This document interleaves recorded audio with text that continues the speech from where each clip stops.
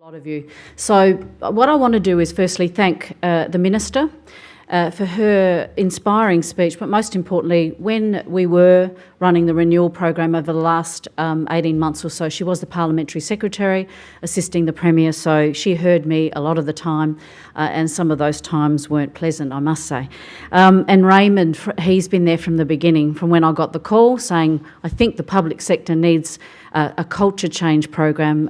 I don't know him that well, and 2 weeks into it, we're designing a program, and in fact, Raymond has been there supporting the program and will come to events like this because he's quite passionate about it and has been an enormous driver for the reform within the public sector, but most importantly, connected with business as well. So thank you, Raymond. I think I was actually really worried he's going to ask me to name the values in order, but I do remember throughout the 18 months the courage and tenacity, so because it's been quite a journey personally, but it's been the best journey that I've ever been on. And finally, I want to thank everyone in this room because in fact you've all actually been part of the journey. You've either been part of the defining the values and behaviours. The group is growing, by the way. You have encouraged me, asked to come along on the journey, or given some really great advice in terms of what isn't working. So I see you as the champions of this change. Which actually then leads me into my speech, and I start with be careful what you wish for, because I know people would know my desire to have, I guess, a well-functioning office that looks after the public sector, and my desire to be the Commissioner for Public Sector Employment. And now I have that challenge, I guess I have to share what it is that I'll do first, and how we'll continue on the reform. So really the theme today is introducing the new office for the public sector, and my view of the role as Commissioner, and I will be looking more at my notes because I'm still kind of practising it, and I'll see where it actually evolves. If you'd asked me 18 months ago where we would have gone with this program, there's no way I would be talking about what we're talking about today. So I guess the first message to me, and I guess all of you, is that you probably won't know where that journey will land you. And that's the joy of actually embracing change, is that actually you will grow as a person, but you actually won't know how far you'll grow. And I think that's certainly my personal message.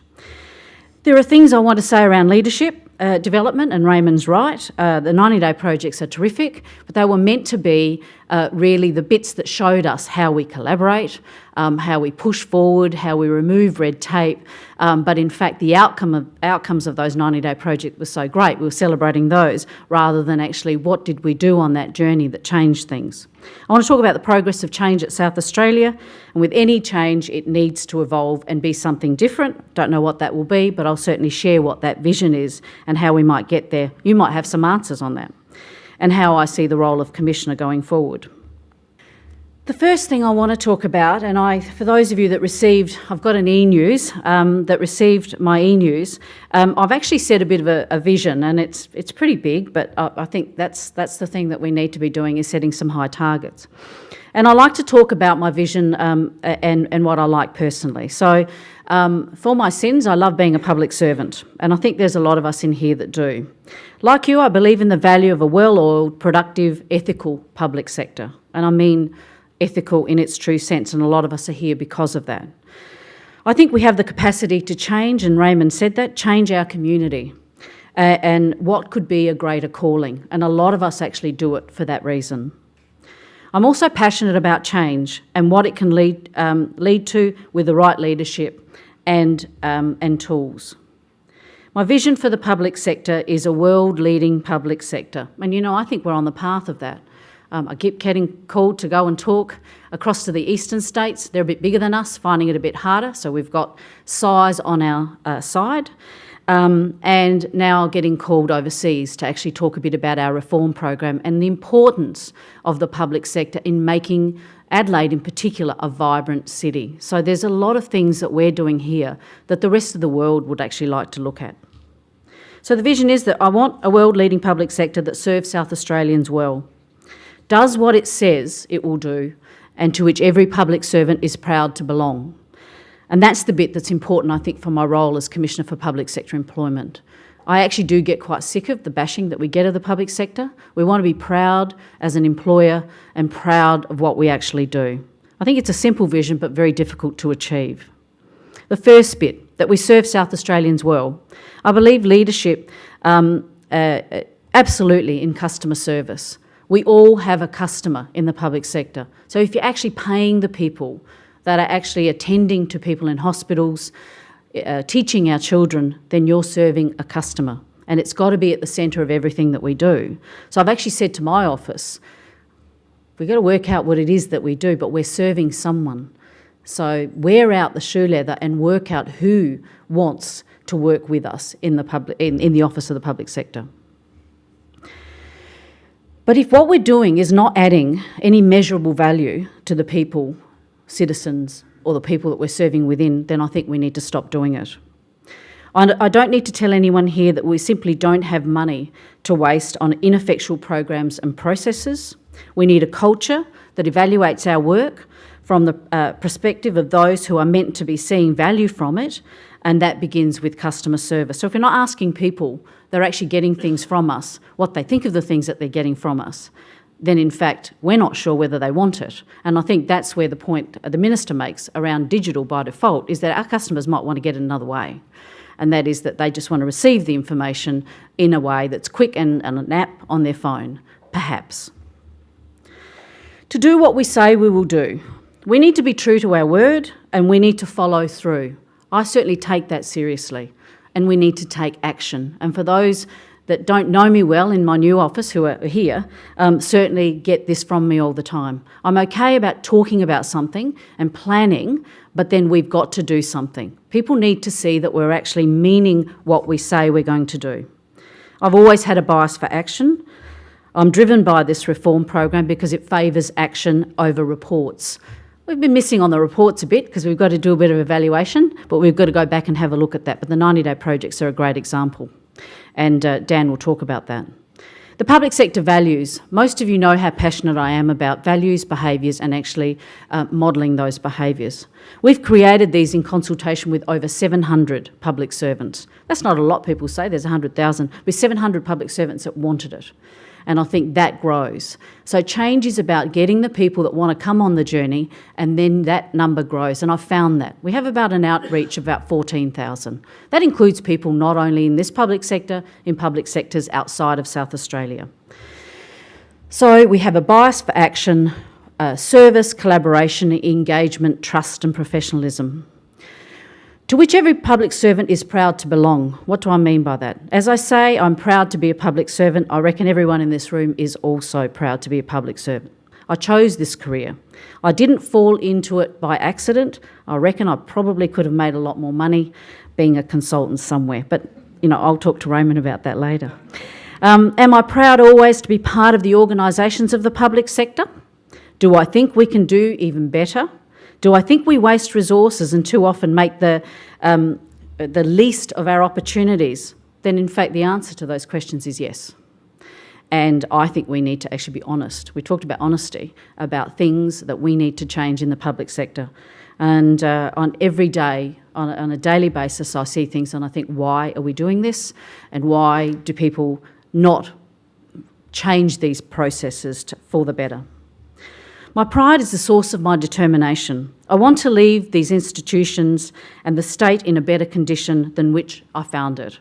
And I make no bones about that. So if I can't make a difference, then I hope I realise that, or if someone else realises it, they tell me real quick.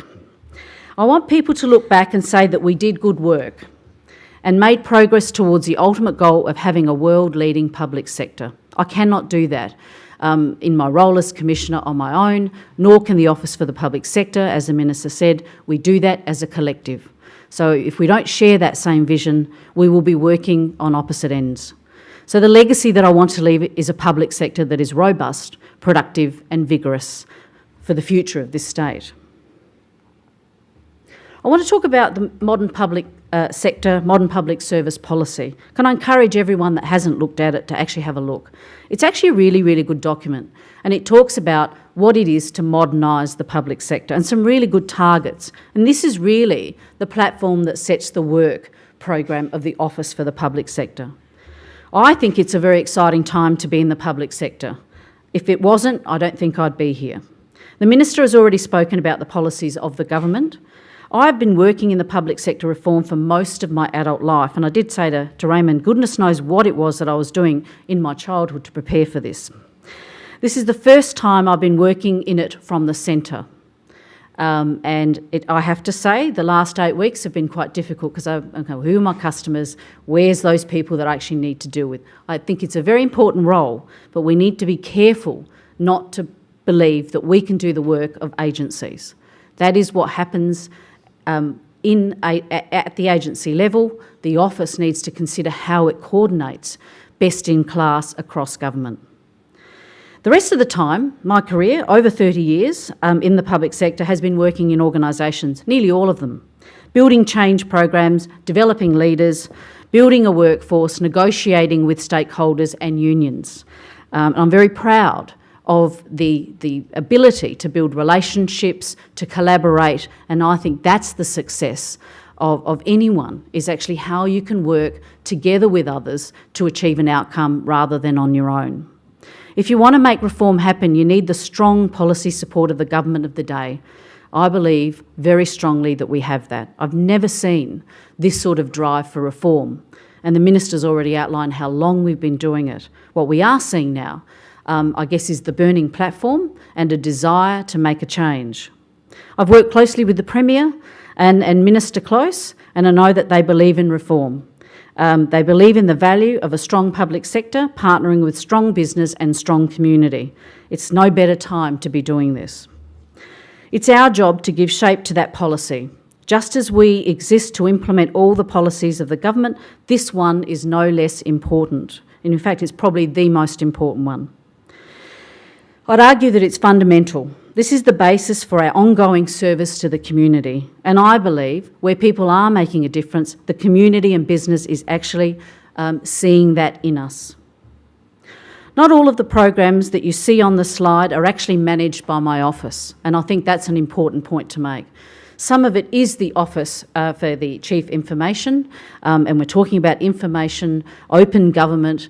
They belong not only to the Office for the Public Sector, but the agencies that you represent. It's a collective policy that we actually need to implement and find ways of actually making this come to life.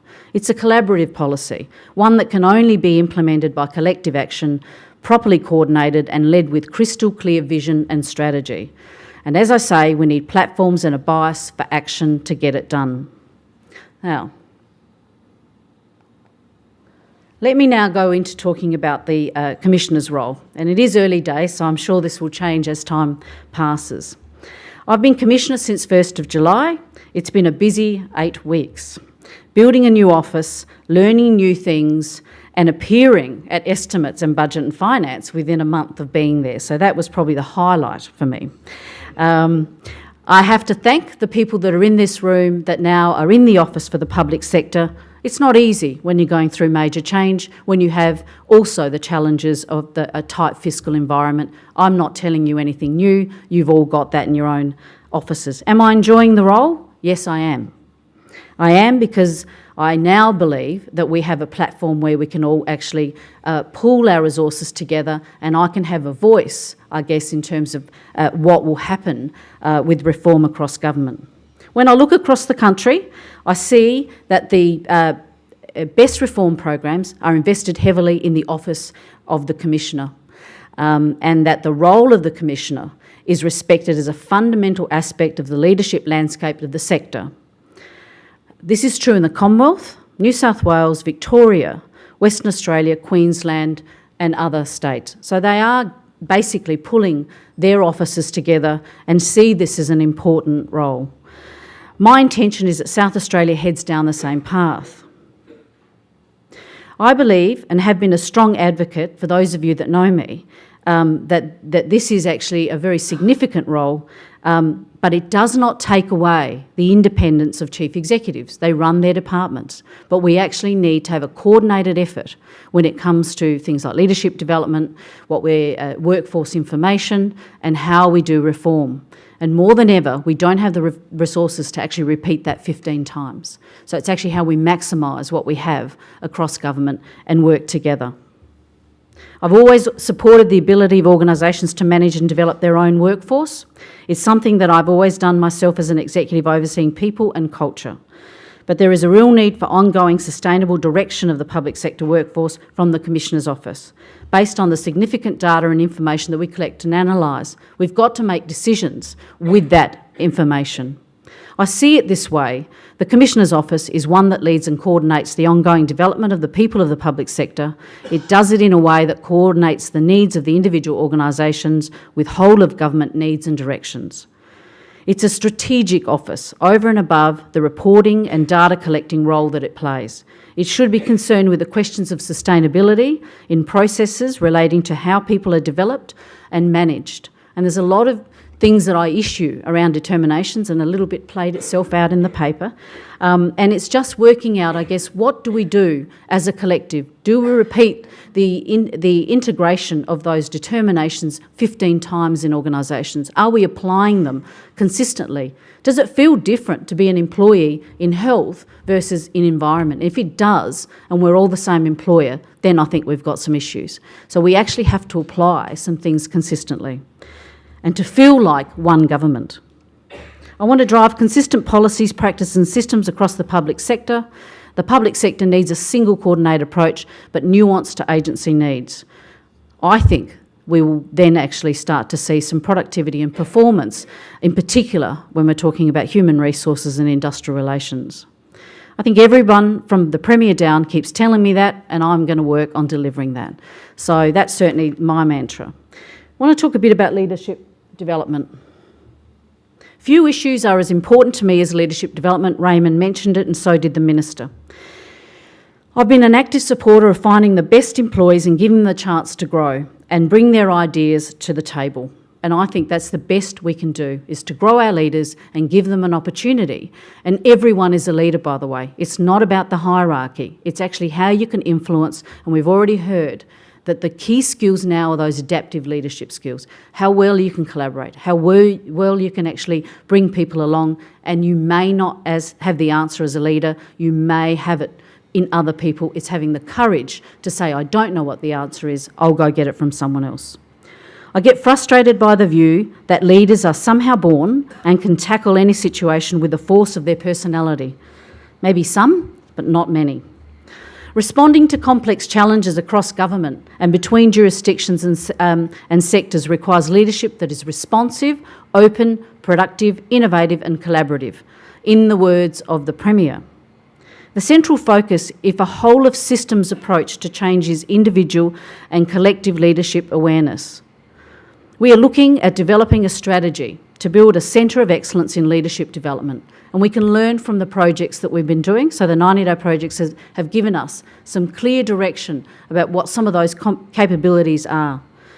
Why can't agencies do this on their own? And I think many are, because we need a consistent approach across government based on common competencies and those adaptive leadership skills that I talked about.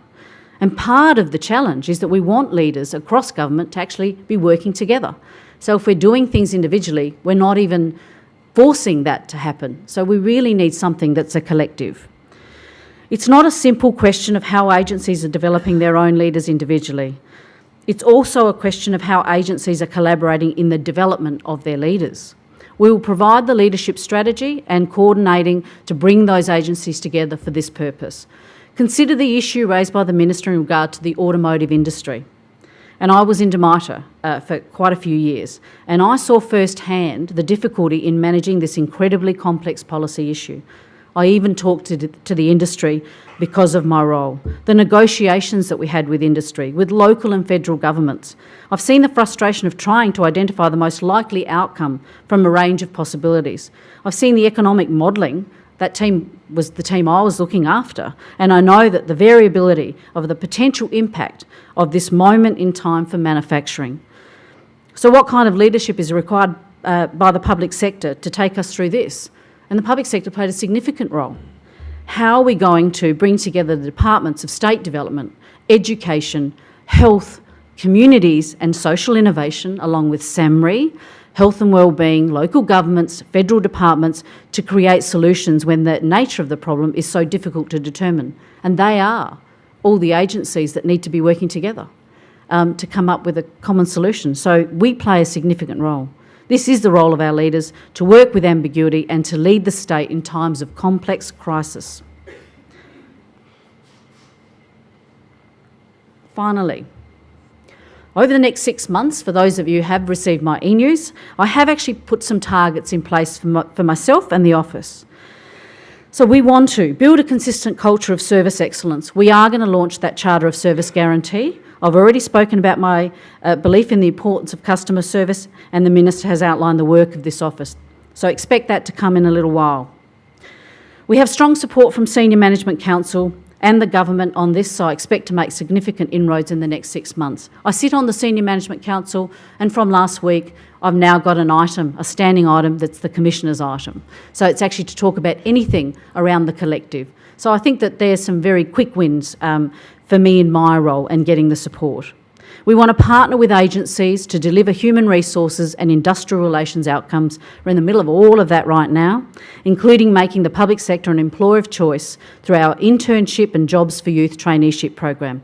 We've got about 190 trainees that we got on, and 55 of those trainees are Aboriginal, and a fair proportion have got a disability. I'm very proud of that program, and we'll continue to do that. And then the development of our leaders. I'll add to the fact that we are now operating as a single office, which I think I was quite critical of before, and that is how can we have all of these functions working in isolation when it's about the public sector. So as I said, be careful what you wish for. It's all there, and I do expect you to help me on this journey. We're able to provide a range of advice on topics including IR and HR advice. I've said to my office, when people are calling, they're often calling because it's a last point of call for them. Give them options, give them places to actually file their complaint or help them out in terms of where they get further assistance. My customers are the public servants that come to my office looking for some solutions.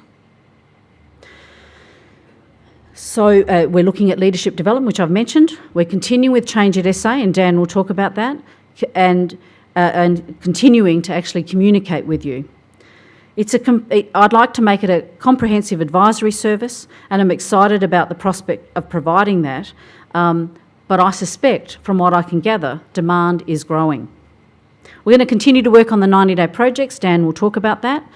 We want to promote the values and behaviours that make an accountable and ethical public sector. Raymond's talked about the values, the Minister's talked about the values. It is a fundamental aspect of change at South Australia. We have not gone far enough in embedding them. Agencies are doing lots of work, but actually it's more complex than that. People need to basically embed them in everything that we're actually doing, and I need to consider how I'll embed them in the Code of Ethics. So we really need to look at performance management systems, how we embed the values and behaviours, and how I, as Commissioner, can actually embed them in the ethics, and how we can make them more robust and people use them. I think we can focus this embedding fruitfully on just a few areas in the first instance, so we're going to trial some things. I'd like to share information better and innovate with you, and how importantly we manage the wellbeing of our employees, which is actually front of mind right now for me. The Minister mentioned that information and people are the key resources of reform. This is absolutely true, and I think we need to put the management of these resources front of mind in an attempt to drive reform. I'm working closely with the Office for the Chief Information Officer over the coming months to pursue this.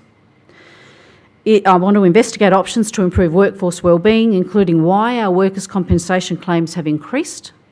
This speaks fundamentally to the point I've just laid out around the wellbeing of our employees. It should be one of our highest priorities as public sector leaders. Our people are our source of value. Without them, none of this endeavour would ever see fruit. It is fundamentally about respect, and there is no greater way to show that respect for people by providing them with a safe, healthy, positive and resilient workplace. basically leaders need to do that. I believe if we do that, productivity will skyrocket. The final thing I want to talk about is investing in workforce information and data management. We've got some really good data, but we make it really hard for people to get it. So it's important for the public to actually be able to see, and the public sector, what we're made of, what the workforce profile looks like, and having that data available rather than me responding to many questions, either from the opposition or inside, because people can't find that information. We should make that readily available. So in conclusion, I want you to talk to us, to contact the Office for the Public Sector. We're going to be undertaking targeted consultation. I want to hear your views, and I want to leave you with the point that this office actually belongs to you, not my 50 or 60 or so people. The Office for the Public Sector is your office, so please join me on the journey. Thank you.